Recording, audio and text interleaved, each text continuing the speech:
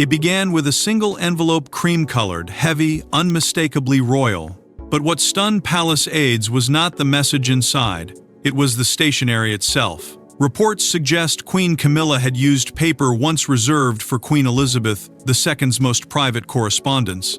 And when Princess Anne saw it, the atmosphere reportedly changed in an instant. This was no ordinary breach. To Anne, it looked like a line had been crossed. Before we go deeper into what this really means for the royal family, make sure to subscribe so you don't miss a single update. The envelope had moved quietly at first, slipping through the polished machinery of palace administration like any other private communication. No alarm bells rang. No official statement was prepared. No one in the outer offices seemed ready to treat it as anything more than a routine piece of royal correspondence. But inside the House of Windsor, routine can become dangerous when the wrong symbol is attached to the wrong hand. And according to palace whispers, that was exactly what happened. The paper itself carried a memory. It carried weight. It carried the shadow of Queen Elizabeth II, whose personal correspondence had never been treated as ordinary palace stock. For decades, her stationery had represented something intimate and sovereign, a quiet extension of her judgment, her discipline, and her place at the center of the crown. Staff reportedly noticed the markings first. A detail in the crest, a texture in the paper, a format that did not belong to Camilla's office in the usual way. What might have passed unnoticed by the outside world was instantly understood by those trained to read royal signals. This was not just about ink on paper. It was about authority. It was about who had the right to speak with the echo of the late queen behind them. And once that realization began to spread, the atmosphere inside the administrative corridors reportedly shifted from mild confusion to controlled panic. Camilla's office, according to some interpretations, tried to frame the matter as harmless, a misunderstanding, a clerical overlap, an old supply used without deeper meaning. But that explanation did not calm the person whose reaction mattered most.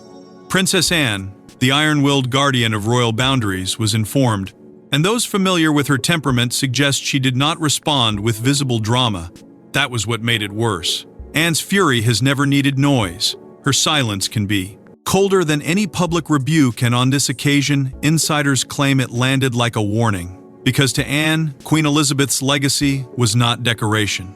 It was not something to be casually borrowed, repurposed, or folded into the present queen's domestic office. It was a sacred trust, guarded by protocol, memory, and duty. If Camilla had used that stationery knowingly, it raised one kind of question. If she had used it unknowingly, it raised another. Either way, Anne wanted answers. Who authorized it? Who released it? Who thought Elizabeth's private symbols could be treated as spare paper in a palace drawer? By the time the whispers reached senior aides, the incident had already grown beyond etiquette. It had become a test of legitimacy inside a monarchy still haunted by grief, illness, and succession pressure.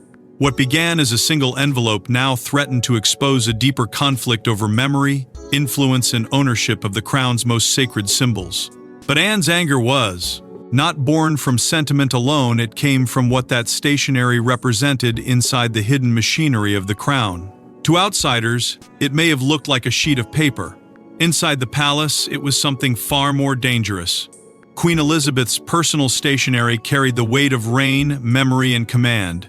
It belonged to a woman who had turned quiet, handwritten notes into instruments of authority. So when Camilla's name became attached to that sacred paper trail, insiders whisper that Anne saw not a mistake but an intrusion. Because in the royal world, paper is never only paper. A crest is not decoration. A seal is not ornament. A letterhead is not a casual heading placed above polite words. These things are signals, and inside the House of Windsor, signals can carry more power than speeches. Queen Elizabeth understood that better than anyone. Her notes, her approvals, her carefully worded messages, and her private instructions moved through the palace with a quiet force that did not need to shout. A handwritten line from her could soften a crisis, freeze a dispute, or remind even the strongest personalities that the crown had a center. That center was her. Reports suggest that some of her most personal correspondence was treated almost like a protected relic after her death. Not because it was expensive, but because it belonged to a reign that had shaped the modern monarchy. The same culture that guarded red boxes, Balmoral memoranda, Sandringham papers, and private household records also understood the emotional power of anything tied directly to Elizabeth's hand. To Anne, these objects were not leftovers from a previous era. They were fragments of service. They carried the discipline of a woman who had ruled through restraint, silence, and duty. That is why the stationery mattered. It was part of the sacred language of royal authority. Every royal household has its own systems, its own paper, its own markings, its own channels of permission. Nothing is supposed to blur without reason. The smallest detail can tell an aide who is speaking, which office is acting, and how seriously a message should be treated. So when Camilla's office allegedly became linked to material associated with Elizabeth's private correspondence, it opened a chilling question. Was this carelessness, or was it symbolism? For Camilla's supporters, it could be explained away as an administrative mistake, the kind of old house confusion that happens when tradition and paperwork overlap. But for Anne, according to Palace Whispers, that answer was too easy. Anne has spent her life inside the strict grammar of monarchy. She knows when an error is harmless and when an error changes meaning. And this one, in her eyes, reportedly changed meaning the moment Elizabeth's identity seemed to brush against Camilla's authority. The fear among some staff was not simply that the wrong paper had been used. It was that the old Queen's presence was being absorbed, little by little, into the machinery of the new Queen's office. That Elizabeth's symbols could be borrowed to soften Camilla's position, strengthen her influence, or create the impression of continuity where Anne believed there should be separation.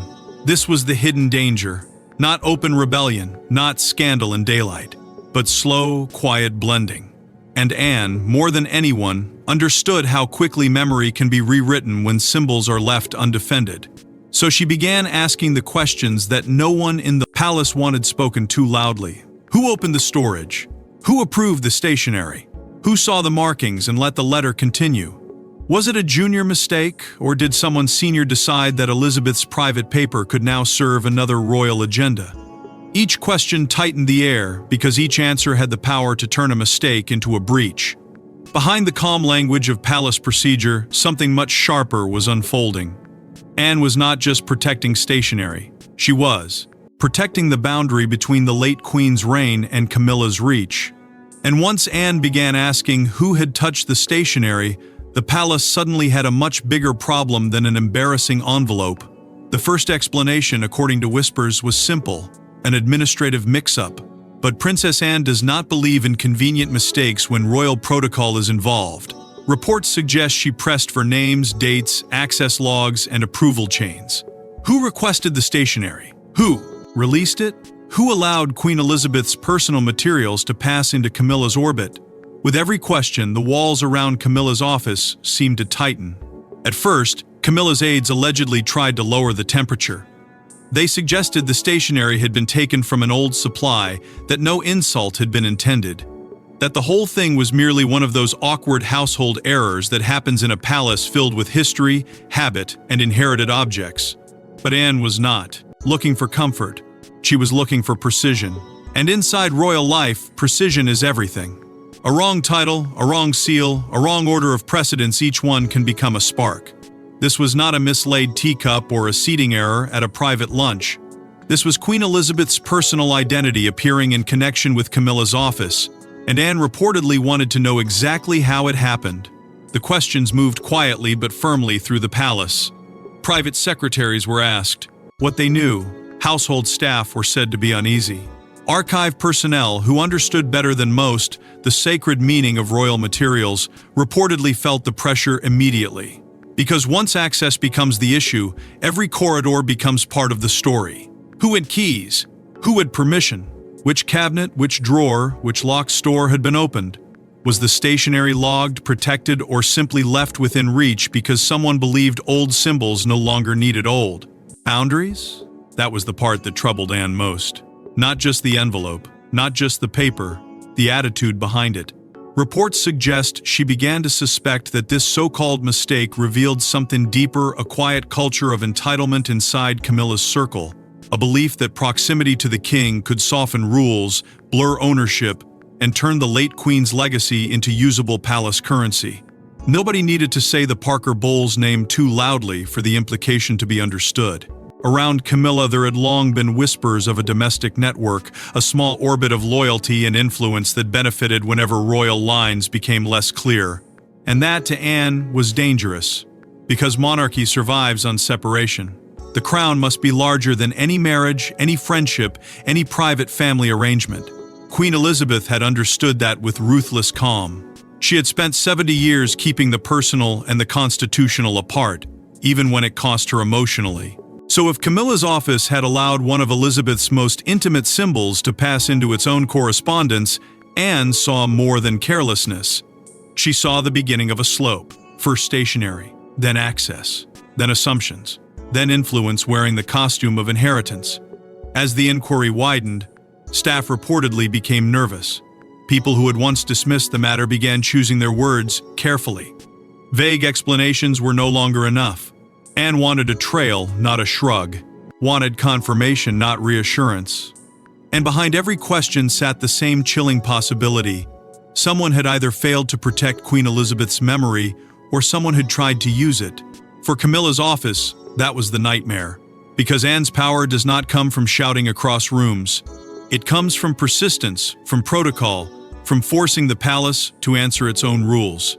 And once she began pulling on this thread, the entire fabric around Camilla's household started to strain.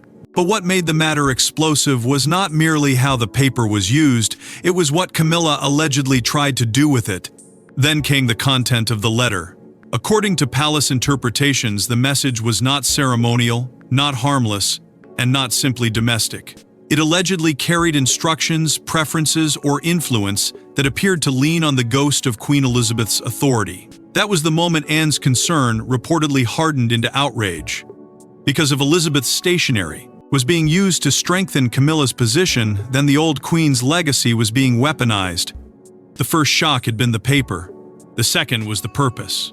What had seemed, at least on the surface, like a careless use of old stationery began to look far more serious when aides reportedly examined what the message was trying to achieve. It was not, according to whispers, a warm family note or a soft, private greeting. It appeared to touch the sensitive inner world of palace access, household preference, and quiet influence, the very places where real power often hides behind polite language. In the monarchy, authority does not always arrive as a command. Sometimes it arrives as a suggestion written on the right paper. That was what made the letter so dangerous. If the message had been written on ordinary Camilla stationery, it could have been read as one queen's personal view. But when attached to paper associated with Queen Elizabeth's private correspondence, the meaning changed. Suddenly, the words seemed to carry a shadow behind them, a history, a blessing, a suggestion that the old queen's habits, values, or wishes somehow stood near Camilla's request. And for Anne, that was intolerable. Elizabeth could not defend herself.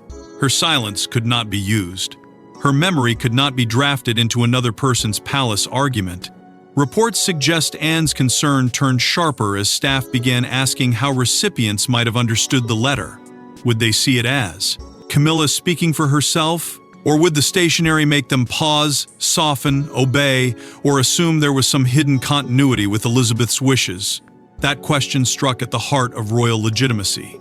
Because the crown depends not only on what is said, but on what people believe has been authorized. A single letter, if dressed in the wrong symbols, can bend perception. It can make a preference look like tradition. It can make ambition look like inheritance. That is why the phrase, "the stationery breach," reportedly began circulating in the palace's quieter corners. It sounded almost too small for the storm it created. But inside those walls, everyone understood the meaning. This was not about office supplies. It was about borrowed legitimacy. It was about whether Camilla's household had crossed from influence into appropriation, from royal convenience into something far more provocative. The old queen's paper had become a battlefield. Prince William was quietly informed, because the issue touched the future as much as the past. For the heir, every symbol matters. Every confusion around authority risks damaging the next reign before it begins. And if Elizabeth's memory could be blurred now, what else could be blurred later? Edward, too, was said to enter the conversation as the guardian of the fine print. the quiet sentinel who understood that dynasties are often protected not by grand speeches, but by rules, signatures, archives, and permissions. Together, involvement changed the temperature. Anne was no longer standing alone as a grieving daughter defending her mother's memory. She was part of a wider protective wall forming around the institution itself. Camilla's office may have hoped the matter would fade as an awkward misunderstanding, but the content of the letter had made that impossible, because now the question was no longer simply who touched the stationery. It was whether the stationery had been used to make power look older, deeper, and more legitimate than it truly was. And once Prince William and Edward were drawn into the matter, Camilla's private mistake became a full royal counteroffensive. Princess Anne's response was not loud. It was worse. It was procedural. Insiders claim she demanded what one aide called the stationery audit, a cold, unforgiving review of royal paper stocks, archive access, private seals, stationery cabinets, and correspondence logs linked to Queen Elizabeth's final years. No speeches. Just Anne doing what Anne does best, turning protocol into a weapon. That was the moment the atmosphere inside the palace changed from discomfort to fear. Because Anne's strength has never been performance. It has never been soft persuasion or public sympathy. Her power lives in the machinery most people never see. The files, the permissions, the locked rooms, the old rules, the names written beside access times, the quiet systems that decide who may touch what, who may speak for whom, and must never cross a protected line. Once Anne moved the issue into that world, Camilla's office could no longer treat it as a misunderstanding. It had become a record. Reports suggest archive staff were asked to verify which materials connected to Queen Elizabeth's private correspondence remained under protection, which had been moved, which were still stored, and whether any items had been released without proper authority. That question alone carried a chill through the household. Because in royal life, an object's location is never casual. A box in an archive is not merely storage. A sealed cabinet is not merely furniture. A label, a crest, a register, a signature, each one is part of a defensive wall around the monarchy's memory. Anne wanted that wall inspected, every inch of it, and she was not alone. Edward, the quiet sentinel of the fine print, reportedly supported the review through the channels where he has always been most effective. Ceremonial order, written procedure, and institutional memory. He understood that a breach does not need to be dramatic to be dangerous. Sometimes the greatest threat to the crown is not a public scandal, but a small private liberty taken once, then normalized, then repeated, until no one remembers who first allowed it. Edward's presence gave Anne's demand a sharper edge. It was no longer a sister's anger. It was the old guard forming a legal and ceremonial shield around Elizabeth's legacy. William's backing, though quieter, made the matter even heavier. As heir, he could not afford confusion around royal symbols. The monarchy he will inherit depends on clean lines between past and present, crown and family, duty and personal influence. If Queen Elizabeth's stationery could be used in a way that blurred those lines, then the problem was not sentimental. It was dynastic. William reportedly understood that Anne was not simply defending their grandmother's memory. She was preventing a precedent that could haunt his future reign. Camilla's office was then pushed toward the question it had tried to avoid. Who authorized it? Not who apologized, not who regretted the optics. Who authorized the access? That difference mattered. An apology might quiet gossip, but authorization reveals power. It shows whether someone opened a drawer by mistake, or whether someone believed they had the right to step into Elizabeth's protected space. And Anne, according to those familiar with her style, would not accept fog where the crown required clarity. Soon, the tightening began. Staff handling procedures were reportedly reviewed. Access to certain stationery stocks became more restricted. Document movement was treated with fresh caution. The silent message was brutal. No royal office, not even the Queen consorts, could casually inherit the symbols of Queen Elizabeth II.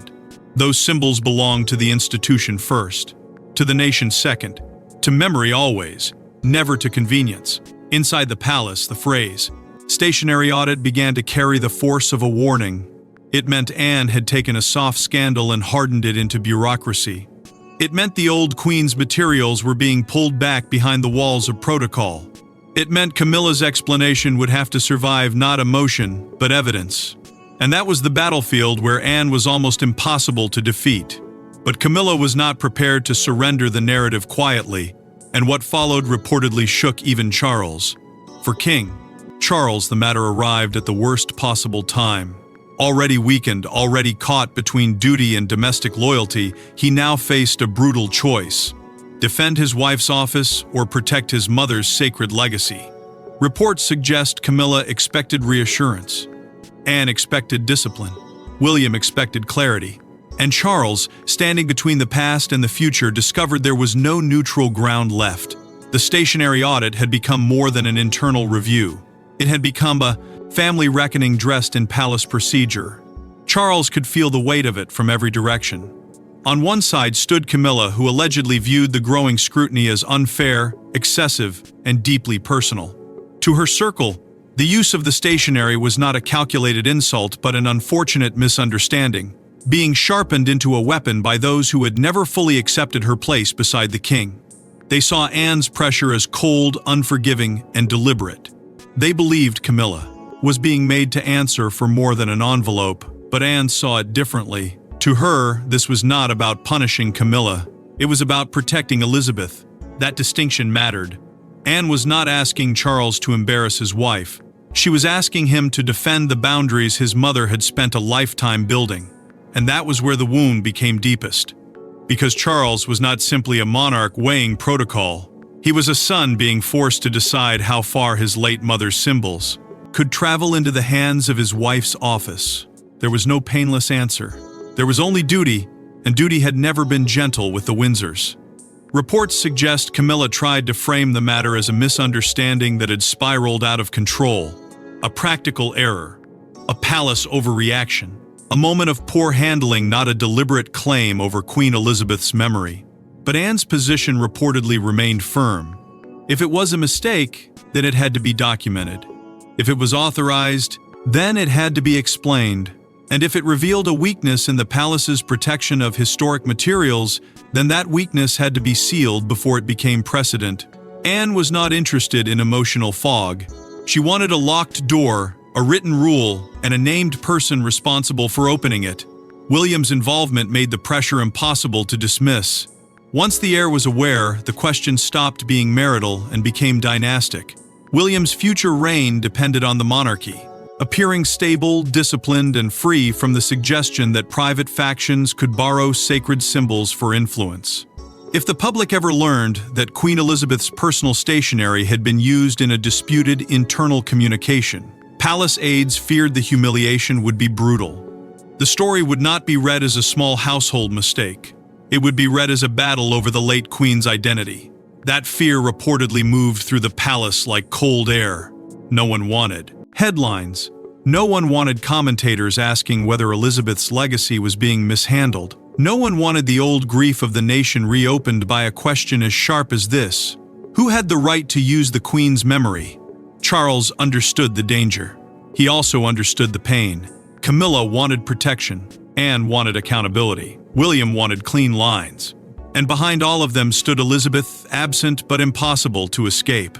In the end, Charles's decision was quiet but devastating in its meaning. He reportedly accepted that restrictions had to be tightened, not with public blame, not with a dramatic rebuke, but with the kind of palace correction that says everything without saying anything. Access would narrow. Procedures would harden. The old Queen's materials would be placed further beyond casual reach. It was a concession to Anne, a warning to Camilla, and a surrender to the one force Charles could not overrule: the sacred memory of his mother's reign. But Anne's victory was not emotional, it was administrative, and the consequences landed exactly where Camilla least expected. There was no public announcement, no dramatic statement, no palace denial strong enough to kill the whispers. But behind closed doors, reports suggest the old Queen's personal materials were quietly pulled further out of reach. Stationery cabinets were checked, archive access was narrowed, correspondence procedures were rewritten, and for Camilla, the message was devastatingly clear: Queen Elizabeth's identity could not be borrowed. The correction came in the language the palace understands best: silence, procedure, and locked access. There was no need for anyone to raise their voice because the consequences were already speaking. Materials once treated as part of the broad household inheritance were reportedly reclassified with a sharper sense of protection. Paper stocks linked to Elizabeth's private correspondence were moved away from casual use. Old files were reviewed, internal permissions were tightened, and the invisible pathways that had allowed one envelope to travel too far were quietly closed, one by one. For Anne's allies, this was not revenge, it was restoration. They saw the decision as a necessary act of royal hygiene, a cleansing of blurred boundaries before those boundaries could be exploited again. In their view, Queen Elizabeth's private symbols did not belong to Camilla's office, Charles's domestic circle, or any faction trying to wrap itself in the authority of a vanished reign. They belonged to the institution. They belonged to memory. They belonged to the sacred discipline of the crown. And once Anne had forced the palace to admit that distinction, the old order began to reassert itself with icy force. Camilla, according to palace whispers, was publicly protected but privately embarrassed. There would be no open rebuke because the monarchy could not afford another wound spilling into public view. But inside the walls, everyone understood what had happened. A door had closed, a privilege had vanished, a quiet assumption had been corrected. Camilla remained queen, but the stationery incident had reminded her office that not every object inside the palace was hers to touch. And not every symbol could be absorbed into her authority simply because she stood beside the king. The consequences reached further than one desk or one letter. Those close to the Parker Bowles orbit reportedly felt the chill as well, not through public punishment but through the loss of invisible comfort. Access matters in royal life. Permission matters. The ability to move freely through old systems, to be treated as trusted by default. To benefit from soft edges and unspoken allowances, these are the privileges that never appear in official statements but define power behind the scenes. After the stationery audit, those soft edges became harder. The palace had remembered how to say no. William reportedly viewed the tightening as essential for the future. To him, the issue was not about humiliating Camilla, it was about protecting the next reign from confusion. The monarchy cannot survive if symbols drift from one office to another without control. It cannot ask the nation to believe in continuity while allowing private influence to dress itself in borrowed history. Every crest, every seal, every letterhead must mean exactly what it claims to mean.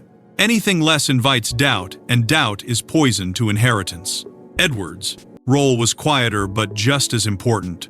He ensured, according to whispers, that the new restrictions were not merely emotional reactions but written safeguards.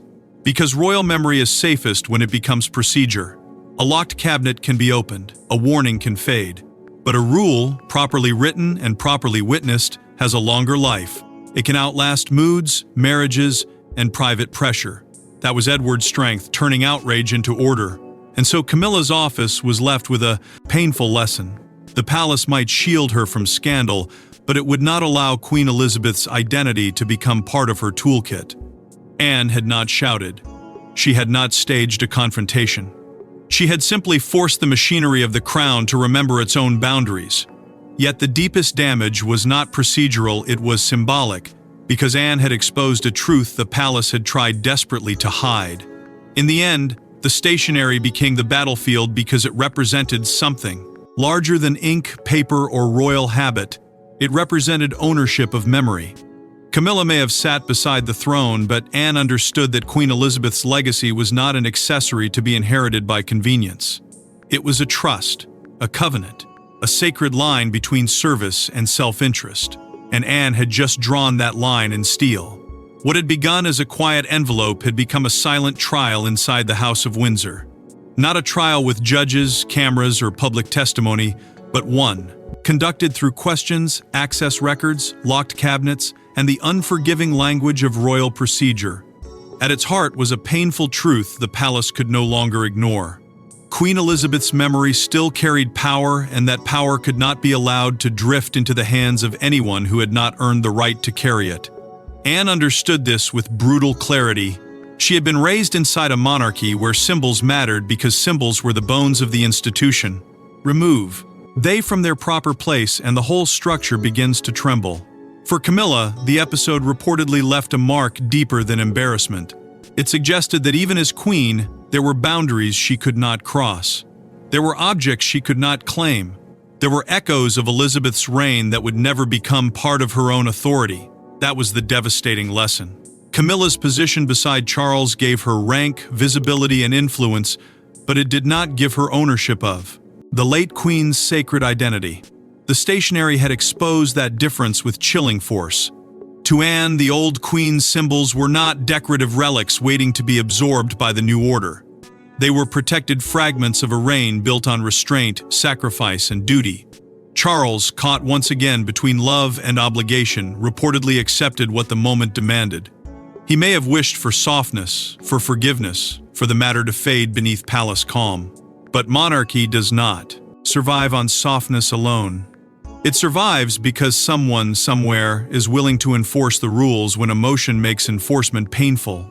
In this battle, that person was Anne. She did not need a crown to defend the crown. She did not need public applause to protect what Elizabeth had left behind. She needed only the authority of duty and the courage to make even the king face the cost of hesitation. William and Edward's alignment with Anne gave the correction a dynastic weight. William saw the future. Edward guarded the fine print. Anne held the line. Together, they formed a quiet wall around the memory of the woman who had carried the monarchy through war, scandal, grief, and change. The Stationery audit became more than an internal review. It became a warning to every royal office, every aide, every faction, and every ambitious circle near the throne. The crown is not personal property. It cannot be borrowed for influence, wrapped around private ambition, or softened into a family convenience. It is a national trust held by those who serve it, not those who seek to possess it. And that was the final wound in this hidden conflict. Anne had not merely restricted access. She had exposed the difference between sitting near power and being trusted with legacy. She had reminded the palace that Elizabeth's reign did not end as a pile of usable symbols. It remained a standard, a measure, a shadow before which everyone else looked smaller when they reached too far. Camilla may have survived the scandal publicly, but behind closed doors, the message was unmistakable. Queen Elizabeth's memory would not be repurposed. Her symbols would not be handed around. Her private authority would remain sealed behind the discipline she had lived by. And somewhere inside the palace, behind locked cabinets and silent corridors, Queen Elizabeth's untouched stationery remained exactly where Anne believed it belonged, beyond ambition, beyond Camilla's reach. Thanks for watching. Please don't forget to like and subscribe, and we will see you in the next one.